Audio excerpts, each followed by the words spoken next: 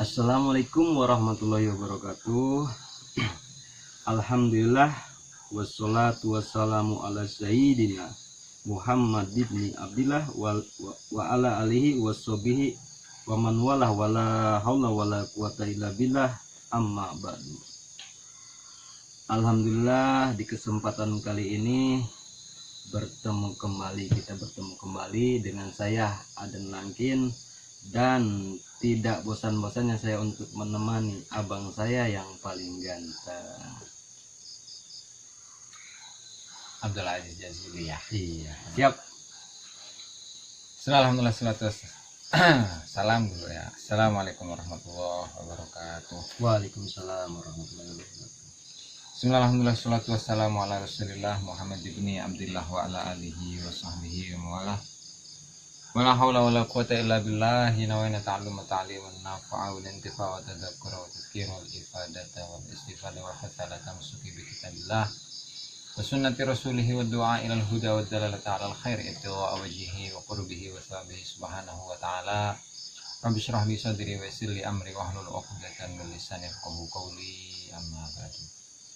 Para sahabat, para ikhwan, para ashab, kawan-kawan, teman-teman, para pemirsa, para subscriber, dulur-dulur ya, dan dulur-dulur yang dimuliakan oleh Allah Subhanahu wa Ta'ala.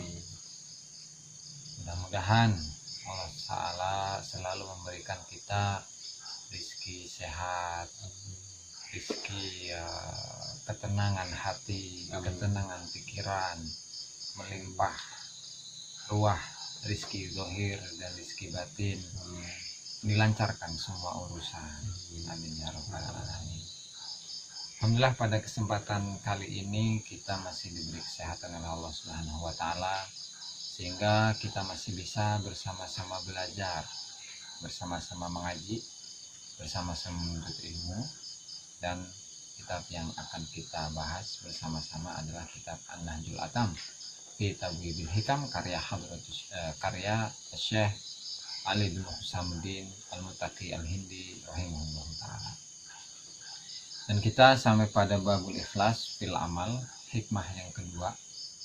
Dan sebelum kita mulai, mari kita hadiahkan Al-Fatihah kepada mu'alliful kitab, kepada Syekh Al-Muttaqi Al-Hindi, kepada sahibul asal yaitu Imam Ibnu Athaillah As-Sakandari, pada para syurah, para ulama, para guru-guru kita, para orang tua kita, dan semua muslimin dan muslimah. Dan doakan mudah-mudahan apa yang dikejar, apa yang diinginkan, apa yang dicapai dimudahkan oleh Allah Subhanahu wa Ta'ala. Ala hadhihi niyah wa ala kulli niyatin shalihah wa ala man wabihi aslahuna salihin ila hadratin Nabi Muhammad sallallahu alaihi wasallam. Al-Fatihah. A'udzu billahi minasyaitonir rajim. Bismillahirrahmanirrahim. Alhamdulillahirabbil alamin. Ar-Rahmanir Rahim. Maliki yaumiddin. Iyyaka na'budu wa iyyaka nasta'in. Ihdinas siratal mustaqim.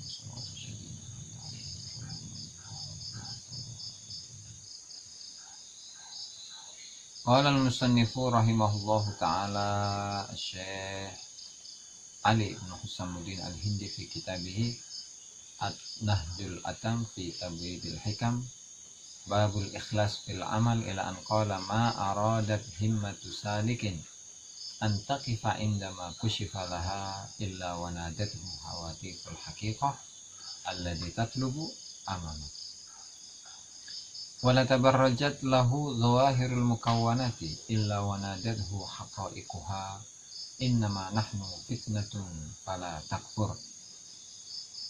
Ma aradat ora karep apa himmatu salikin semangati salik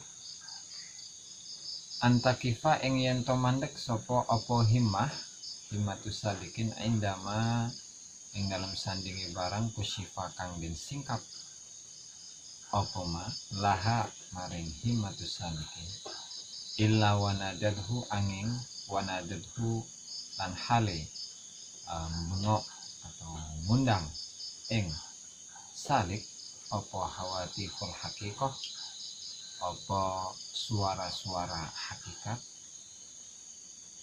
Isinya alladzi tatlub alladzi utawi kang tatlubu kang nyuplih sapa sira iku amamaka iku ing dalem ngarepe sira, iku tetep ing dalem ngarepe sira.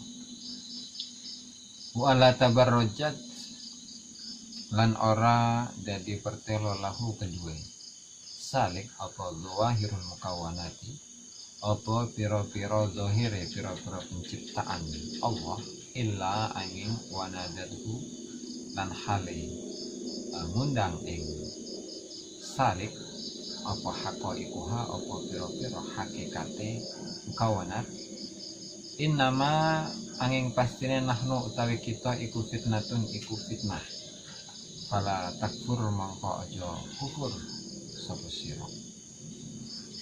Di dalam hikmah ini masih kita ngebahas tentang ikhlas ya. Ikhlas dalam beramal. Ya, ikhlas beramal itu tanda kutip jargonnya Kementerian Agama. Gitu. Jadi Kementerian Agama itu mengajak semua umat Islam untuk berikhlas dalam beramal. Gitu. Itu jargon gitu ya. Jargonnya. Nah, dan itu di dalam kitab An-Nahjul Atam disebutkan dalam babnya al-ikhlas fil amal, ikhlas beramal ya. Dan itu sudah kita uraikan sedemikian rupa dan bisa disaksikan ya di video-video sebelumnya ya. di akun channel YouTube saya Abdul Aziz Azumi. Kalau channel Padepokan Bengkel Hati nah, ya. dengan kutipan-kutipan ya. Padepokan Bengkel Hati. Itu bisa disaksikan. Itu kutipan-kutipannya aja. Kalau yang pengen detail dan jelasnya di channel Gus Adi sendiri ya. Betul. Dan itu panjang. Nah, dalam hikmah yang kedua masih membahas tentang ikhlas dalam beramal ya. Makanya akan kita baca dulu, kemudian kita terjemahkan baru kita uraikan. Ma aradat himmatu salikin antakifah. Tidaklah kesemangatan himmah ya, himmah itu artinya semangat. Syekh Ali Ibnu Hasanuddin Al-Hindi juga menafsirkan himmah itu dengan quwwatu nafsihi al-ba'itsatu ala sulukihi al-mu'ayyinati lahu fi hali. Jadi sebuah kekuatan yang ada dalam dirinya yang dapat membantu dalam proses suluk, proses perjalanan menempuh perjalanan menuju Allah Subhanahu wa taala. Jadi kekuatan dalam dirinya yang dapat membantu untuk menempuh perjalanan sehingga ketika dia ingin menempuh perjalanan menuju Allah Subhanahu wa taala itu ya dimudahkan. Harus ada ini jiwa semangat, kesemangatannya. Ma'aradat himmatu salikin antakif dan tidaklah semangat seorang salik itu ingin berhenti. Indama kusyifalaha ketika dia sudah mencapai maqam mukasyafah. Mukasyafah itu tersingkapnya hal-hal yang ghaib atau hal yang samar yang kasat mata. Illa wanadadhu hawatiful haqiqah alladhi tatlub amamak. Kecuali ketika dia berhenti, maka suara-suara dari hakikat itu akan mengatakan alladzi tatlub yang engkau cari itu amamak, ada di depan matamu. Gini, seorang salik. Jadi salik itu apa sih? Salik itu kan adalah seorang yang memiliki keinginan menuju Allah Subhanahu wa taala. Dan yang namanya salik itu pasti di bawah bimbingan seorang guru, seorang mursyid. Tentu prosesnya adalah dengan menjernihkan jiwa dari dunia. Dunia itu apa? Dunia itu adalah semua yang selain Allah Subhanahu wa taala. Nah, maka ketika salik ini ya, dia sedang berproses memperbanyak amal, memperbanyak zikir, itu memperbanyak kholwat.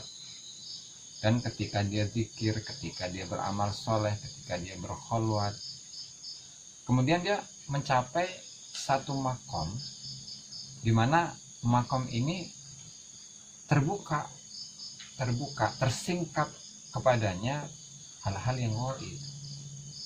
Ya maksudnya dia itu misalnya dapat melihat isi hati seseorang, nah kayak gitu, mukasyafah namanya. Apa yang dipikirkan oleh orang-orang yang di sekitarnya itu diketahui, dilihat oleh dirinya, dirasakan lah. Atau yang karomah para wali, misalnya bisa berjalan di atas air, gitu ya. Atau dapat melipat bumi sekali melangkah, tiba-tiba dia bisa mencapai atau nyampe di tempat yang dia inginkan. Itu kan hal-hal yang sifatnya apa? Mukasyafah, muskil, yang tidak bisa dicapai kecuali oleh orang-orang yang dipilih oleh Allah Subhanahu wa Ta'ala. Nah, hal-hal yang seperti itu ternyata itu kategorinya apa itu? Apakah dunia atau bukan? Selain Allah atau bukan? Selain Allah ya, makhluk. Jadi karomah ya, bisa terbang, bisa berjalan di atas air, dapat melihat isi hati dari orang-orang yang ada di sekitarnya, bahkan bisa melipat bumi, atau bahkan mengetahui hal yang akan terjadi di depan. Nah, itu ternyata semuanya adalah makhluk.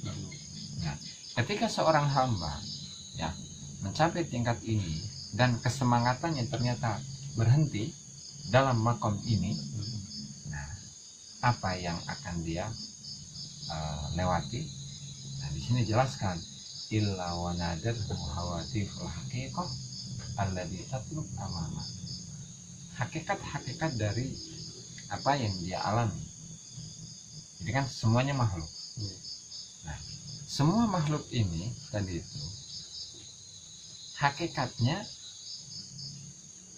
mereka mengucapkan, mereka bersuara, ketahuilah wahai engkau salik, wahai para salikin, wahai orang yang sedang menuju Allah. Sebenarnya kami ini bukan tujuan sebenarnya dalam amal, dalam zikirmu, dalam ibadahmu, dalam perjalananmu menuju Allah. Bukan, karena itu bukan tujuan utama. Tapi apa tujuan utama? Alladzi tatlub amama. Yang kau cari itu ada di depan, masih ada di depan kamu lagi. Yaitu apa? Al-wusul ilallah, usul kepada Allah. Gitu. Jadi sebagian ini ahli tarekat terkadang salah memahami dalam menjalani tarekat, dalam mengamalkan tarekat, para pengamal tarekat ini ya. Kadang salah memahami, dia banyak berzikir, kemudian yang dia inginkan itu ketika dia sudah berzikir, khusyuk dalam berzikir, dia pengen rohnya itu bisa kemana-mana, bisa malah ya. Nah, sir dalam hatinya itu dengan ziarah ke makom wali, ke Banten Lama, ke Kanjeng Sinuhun Sultan Maulana Hasanuddin misalkan, dalam sekejap mata, atau di Cirebon, di Syarif Hidayatullah, atau di tempat-tempat lainnya lah. Jadi itu terkadang seperti itu. Nah, hal ini yang perlu diluruskan gitu kan. Kita sebagai pengamal thariqah, sebagai pengamal tasawuf, ya tadi itu yang dijelaskan bahwa semacam karomah, mukasyafah, atau mendapatkan bocoran dari masa depan, itu tetap semuanya adalah makhluk. Sehingga yang dituju itu adalah Allah. Jadi kalau terlena, Gus, benar ya guys ya. Jadi boleh. Mungkin kalau terlena di ke satu yang titik tadi karomah ya, taruhlah ya, peman semuanya itu menghambat ya untuk usul kepada Gusti Allah ya. Ya, benar. Dapat menghambat. Otomatis orang yang seperti ini tuh di dalam hatinya masih ada makhluk.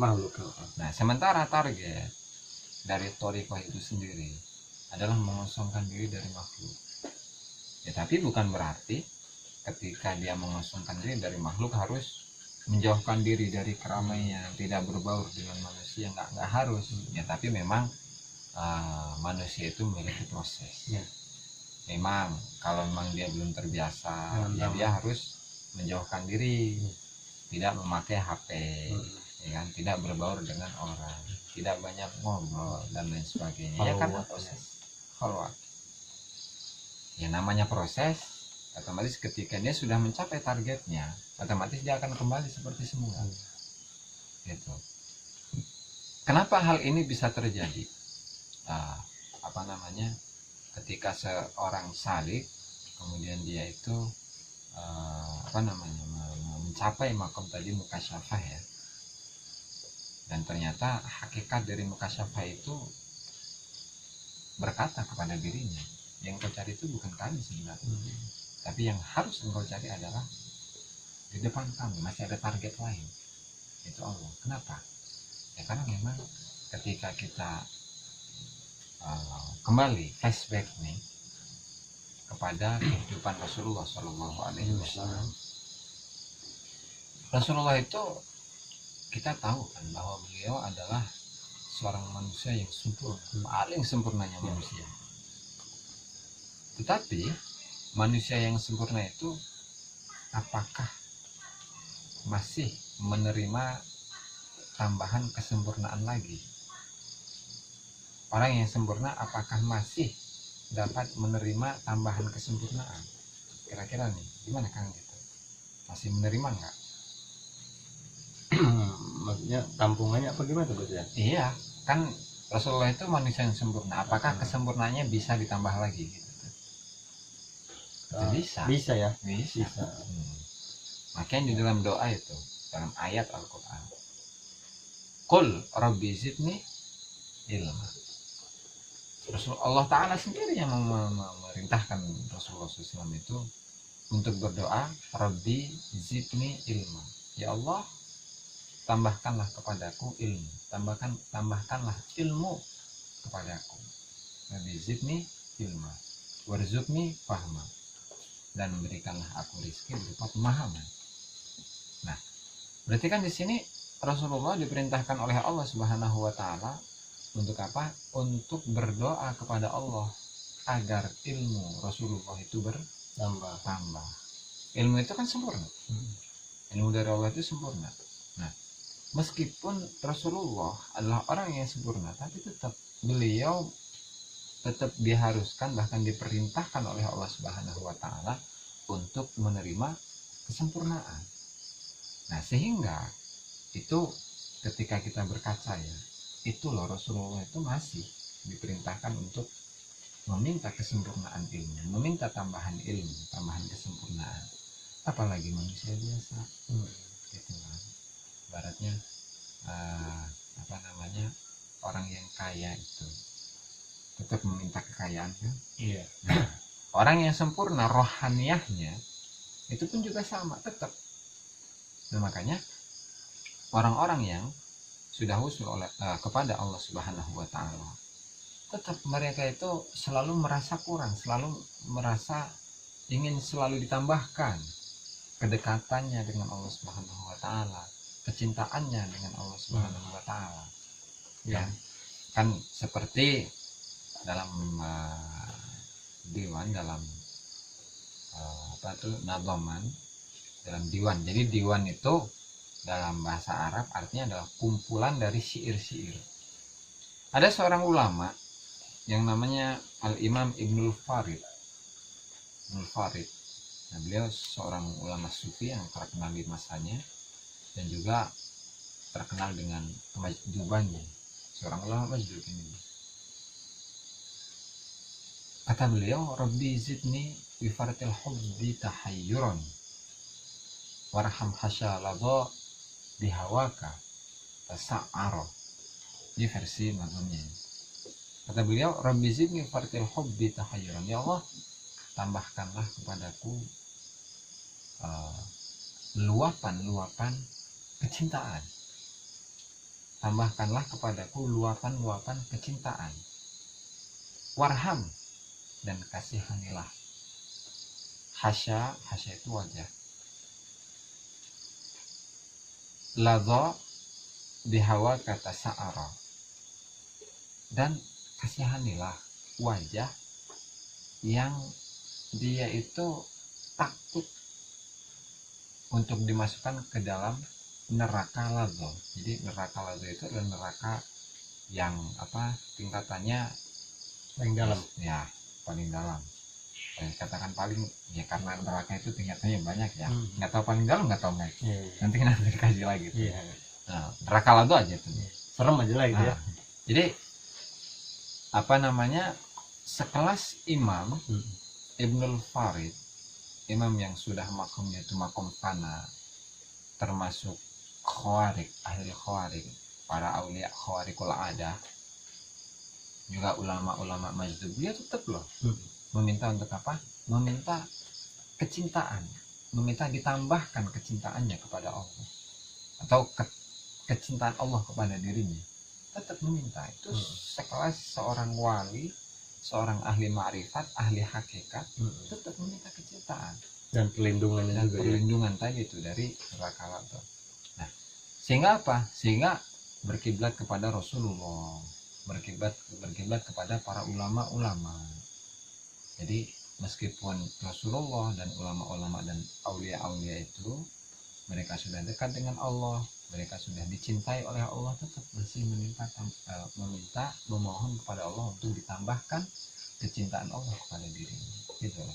Apalagi seperti salik kita yang ibadahnya nggak benar, gitu kan, ibadah yang nggak becus, gitu. Nah, sehingga ya kita harus lebih lagi, gitu kan, berdoa atau harapan kita kepada Allah, gitu. Ma'aradat himmatu salikin antakin. Jadi jangan sampai kesemangatan kita itu berhenti di satu titik tadi, titik mukasyafah, ketika mentang-mentang sudah mendapatkan karomat, sudah dapat mukasyafah, dia sudah dapat menyingkap lintasan-lintasan hati manusia. Terus dia langsung, berarti saya sudah hebat dan saya berhenti di sini. Jangan. Ketika dia berhenti di situ, berarti itu adalah penghalang antara dirinya dengan Allah Subhanahu wa Ta'ala. Termasuk hijab ya Gus ya. Termasuk hijab. Berarti itu salah satu fase ya Gus, untuk menuju Allah itu fase yang akan kelewati seperti itu, benar? Betul. Ada fase-fase seperti itu. Dan lanjut, wala tabarrajat lahu zawahirul mukawwanati illa wanadathu haqa'iquha innama nahnu fitnatun fala takfur. Dan tidaklah tabarrujat itu menjadi nampak ya, menjadi jelas. Lahu zawahirul mukawwanat, lahu bagi salik zawahirul mukawwanat, ciptaan-ciptaan Allah yang nampak. Illa wanadadhu haqa'iquha, kecuali hakikat-hakikat dari semua makhluk itu akan berkata, innama nahnu fitnatun fala takfur. Sungguhnya kami adalah fitnah, sungguhnya kami adalah cobaan, maka jangan sampai engkau kufur. Nah, jadi gini, berbicara tentang wujud ya. Wujud itu ada dua macam. Ada wujud hakiki, ada wujud majazi. Wujud Allah ini Gus. Tuh. Wujud apa saja sih? Wujud apa saja? Wujud manusia, wujud alam semesta, wujud langit, wujud bumi, wujud karomat, bahkan wujud mukasyafah dan lain sebagainya. Semuanya itu wujud. Tapi wujud dari selain Allah itu adalah wujud majazi. Kalau wujud hakiki itu hanyalah wujudnya Allah Subhanahu wa Ta'ala. Oke. Makhluk-makhluk ini, misalnya kita itu melihat pepohonan, melihat binatang, melihat langit, melihat gunung dan lain sebagainya. Kalau kita melihatnya dengan pandangan indera, mata ya, pandangan mata manusia, basor, itu kan hanya hewan, itu kan hanya tumbuhan, itu kan hanya gunung, gitu kan. Sementara kita ini sebagai orang yang awam tidak tahu bahwa semua alam makhluk di alam semesta ini semuanya bertasbih kepada Allah Subhanahu wa taala. Nah, berarti zahir yang nampak di mata kita yang seakan-akan diam, yang seakan-akan hanya tumbuhan, yang seakan-akan hanya gunung yang kita menganggapnya diam, tidak berbicara, hakikatnya mereka itu berzikir, bertasbih. Seluruh isi alam semesta, Seluruh isi asap alam semesta, mau yang zahir ataupun yang yang zahir gaib. maupun yang batin, yang gaib. Kan ingat ketika Rasulullah SAW itu pertama kali wahyukan oleh Allah Subhanahu wa taala. Jadi beliau mendengar tasbih dari tumbuh-tumbuhan, ya. Mendengar tasbih dari bebatuan, mendengar tasbih dari gunung, bahkan mendengar tasbih dari binatang. Gitu kan. Itu kalau dilihat dari mata basar, mata penglihatan manusia, nggak mungkin bisa. Pendengaran manusia biasa nggak mungkin bisa.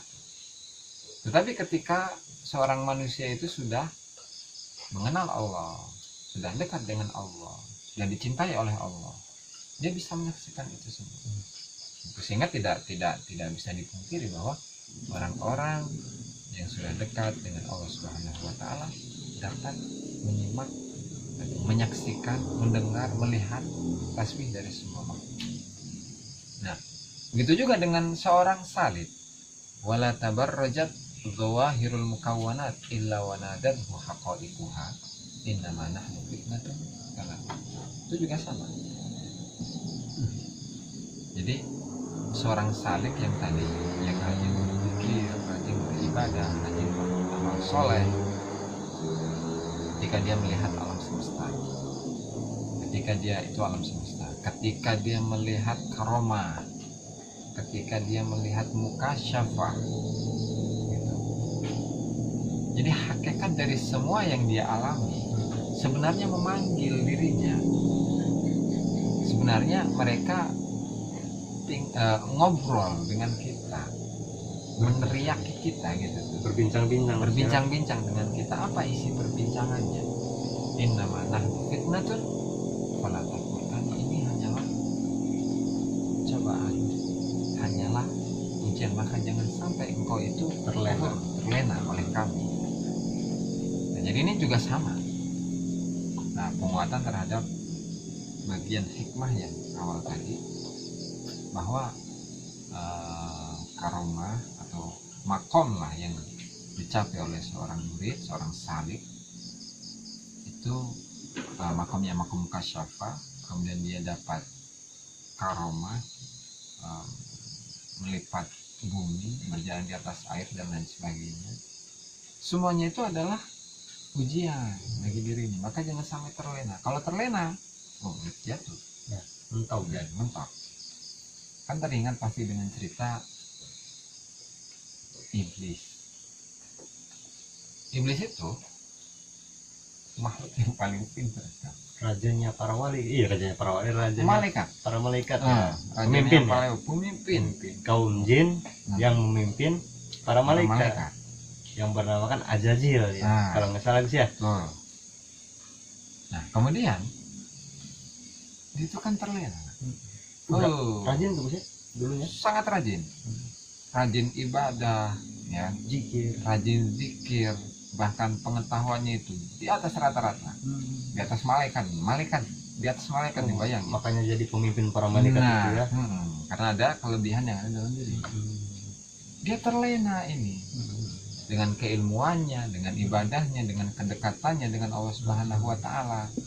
Kan waktu itu Allah taala ketika menciptakan Nabi Adam, hai iblis, kamu sujudlah, semua alam semesta ini sujudlah kalian semua kepada Adam, Nabi Adam, karena dia adalah khalifatullah, gitu kan. Kenapa? Karena di dalam diri Nabi Adam itu ada nur Nabi Muhammad SAW. Jadi nur Nabi Muhammad itu turun temurun dari Nabi Adam, kemudian ke Siti Hawa, terus ke Nabi Syif, kemudian terus ke Nabi Nuh dan lain sebagainya. Jadi nurnya udah terbentuk ya. Betul. Nah, jadi Nur Nabi Muhammad itu berpindah minal abai ilal ummahat. Nah, dari bapak dan dari ibu terus sampai pada zaman sekarang. Jadi oke, nanti dilanjutkan. Kepotong nanti. Nah, Jadi ya. ada iblis. Dia atau semua malaikat ini diperintahkan oleh Allah untuk bersujud kepada Nabi Adam. Ya. Siapa? Azazil ini, iblis ini menolak. Ya Allah, Engkau itu menciptakanku dari api, dari unsur api. Ya. Sementara Engkau itu menciptakan Nabi Adam itu dari unsur tanah. Kalau dibandingkan antara api dengan tanah, itu lebih mulia api. Gitu. Apalagi melihat pengetahuan saya begitu luar biasa gitu kan. Amalan saya banyak. Nah, amalan saya banyak dan bahkan saya itu menjadi pimpinannya para malaikat loh.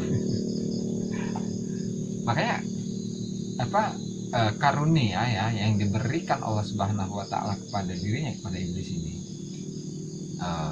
Itu merupakan fitnah, merupakan ujian, merupakan cobaan Untuk dirinya. Apakah dia kufur atau tidak, apakah dia itu menuruti perintah Allah atau tidak, itu gimana dia. Kalau memang menuruti perintah Allah, maka akan dia lepaskan semua itu gitu kan. Cuman kalau tidak menurut Allah Subhanahu wa taala dan tetap berpegang teguh dengan makomnya, ya otomatis dia nggak lulus dong. Itu akan jadi orang yang diusir oleh Allah Subhanahu wa taala. Berarti itu ya antara ikhlas dan tidak ikhlas. Betul. Nah, sehingga hikmah ini memberikan pelajaran bagi kita. Jadi jangan sampai ketika kita beribadah, ketika berzikir, ketika beramal soleh dan kita sudah sedikit mendapatkan buahnya, jangan terlena. Kenapa? Karena yang jadi tujuan itu bukan itu, tapi dibalik semua itu adalah wusul kepada Allah, gitu kan, mengenal Allah, mencintai Allah, bahkan dicintai oleh Allah Subhanahu wa taala, dan itu tidak ada batasannya. Gitu. Nah, jangan sampai kita itu menjadi iblis yang kesekian. Iya. Ya kan? Benar. Gitu. Jadi ketika kita berbicara bahwa Nabi Muhammad SAW itu dititipkan kepada Nabi Adam, kemudian berpindah kepada Siti Hawa, kemudian berpindah ke anaknya Nabi Adam, terus sampai kepada hari kiamat. Nah, rohaniyah dari Nur Nabi Muhammad itu ada sampai sekarang, dan itu ibaratnya mendatangi rohaniyahnya seorang wali kutub. Jadi ketika ada seorang wali ya, dan walinya itu adalah wali kutub, al-qutbul ghaus, wali kutub, wali ghaus, maka pada hakikatnya dalam diri kutub tersebut terdapat Nur Muhammad SAW. Gitu. Itu nanti akan ada pembahasannya pada pembahasan ke depannya ini sampai akhir itu akan diuraikan lah insyaallah. Oke. Ini masih bab ikhlas terus ya. Betul, karena kita ya sebelum mencapai kesana kan harus ikhlas. Harus pertama tobat dulu kan. Terus yang kedua kan ikhlas. Nah, nanti ada makom-makom berikutnya gitu. La tarhal min kaunin ila kaunin fatakuna kahimar rohaisir. Allahu ta'ala a'lam bishawab. Mungkin sebelum ditutup ada unek-unek mungkin dari Kang Aden. Insyaallah Gus. Ya. Jadi ini sangat menarik nih kelanjutannya nih. Ya, boleh Pak. Sesuai kayak kemarin Gus ya. Berarti ikhlas itu dalam arti melakukan kebaikan yang tanpa dihitung-hitung ya. Kalau kata Gus Isma kayak pom bensin dimulai dari nol ya. Mulai dari nol. Itu gimana caranya setiap hari gitu terus ya. Jadi kita berprinsip nol nih gitu ya. Sebanyak-banyak apapun kita merasanya nol aja ya.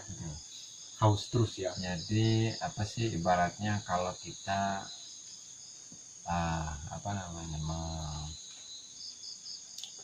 ingin mencapai keikhlasan dalam beramal, kalau dasarnya adalah oleh diri kita, itu susah. Kenapa? Ya karena untuk mencapai sesuatu itu kan harus atas pertolongan dari Allah Subhanahu wa Ta'ala. Kita ingin mencapai keikhlasan dalam beramal. Kalau ngomong mah gampang. Ya. Ngomong, oh saya ikhlas beramal ini segala macam. Lidah tidak bertulang ya. Nah, lidah itu nggak bertulang. Kalau dasarnya adalah diri kita, oh saya ingin ikhlas, terus dia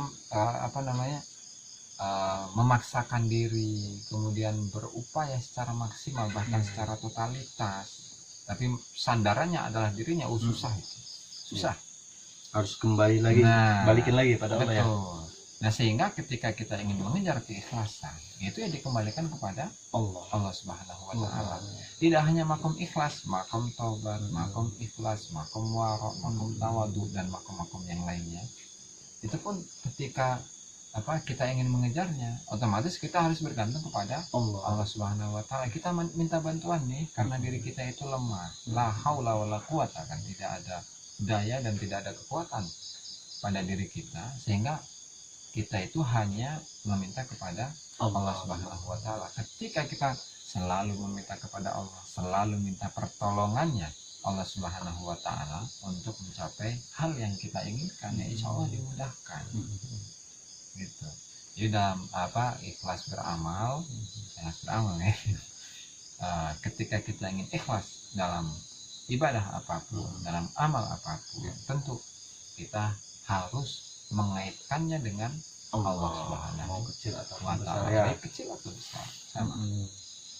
Ada yang lain mungkin? Paling pesan-pesan aja nih, karena udah mengutip apa yang tadi bicarakan, khususnya untuk tarekat ataupun salik ya. Iwan-iwan kita yang di sana yang sudah bertarekat, nggak usah aneh kalau lagi zikir menemukan cahaya, ya Gus ya, suara-suara, ya nggak usah takut juga Gus ya, nggak usah takut ya, dan nggak usah terlena juga kalau udah mencapai apa tadi, muka syafa atau karo ya, karena itu pasti makhluk kategorinya ya. Dan itu adalah fitnah, ujian. Takutnya kalau mentok ke situ kita terhijab ya menuju Allah ya. Karena tujuan awal kita bertarekat itu untuk khusyuk pada Allah Gus ya. Ya paling segitu aja Gus. Ya siap. Dari saya ya. Ini dahsyat banget nih malam ini. Alhamdulillah. Wallahu ta'ala a'lam bishawab. Nah ini pengajian pada malam hari ini, alhamdulillah kita telah menyelesaikannya ya. Dan insya Allah akan kita lanjutkan pada pengajian berikutnya. Kurang dan lebihnya saya mohon maaf. Allahumma fiq ila aqwamit thoriq. Wassalamualaikum warahmatullahi wabarakatuh.